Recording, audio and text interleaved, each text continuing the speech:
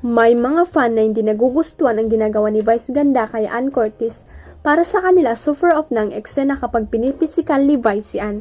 Okay lang yung magbisitan at asaran pero wag mong pisikalin si Ann, respect mo pa rin pagiging babae niya. I have watched one time sa Tawag ng Tangalan, binero ka ni Jong Hilario, may nilagay sa buhok mo tapos bigla mong sinabunutan si Ann. Napagbintangan mo siya, respect mo pa rin, paalala ng isang fan. Sagot ni Vice, wag niyo po kaming alalahanin, kami po ay may mga relasyon kaya kami po ang magde-decide kung paano kami mag-aarutan. Iba-iba po ang dynamics ng mga magkakaibigan. Pinakita rin ni Vice ang video na kahit off-cam o backstage, bisitan pa rin sila ni Ann.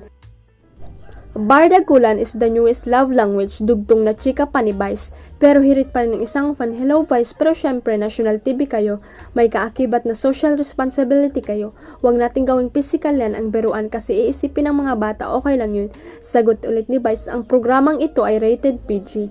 Chika pa rin ng isang fan, buti hindi nyo love language manakal ng kawad ng kuryente o mangampas ng table.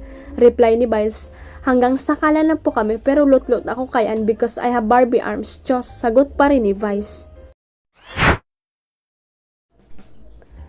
Hot topic ng batikang kolumnista na si Christopher Min ang isyong nababalot sa pagiging single ng kapamilya singer-actor na si Darren Espanto.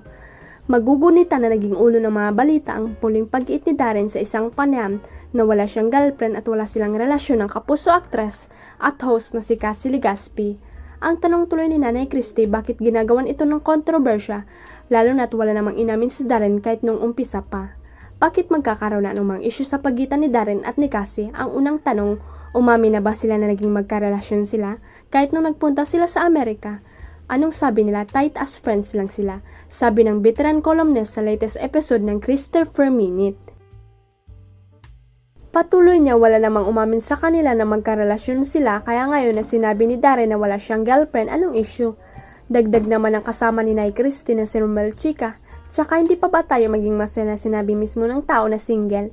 So ibig sabihin nun walang ligawan, walang lahat na nangyari between Cassie Legaspi at tsaka sa kanya. Sumang-ayon sa kanya ang columnist, lagi naman kasi silang we're just friends, we're close as friends. Mga ganun, para bang pinalabas lang na meron silang more than friends silang relasyon.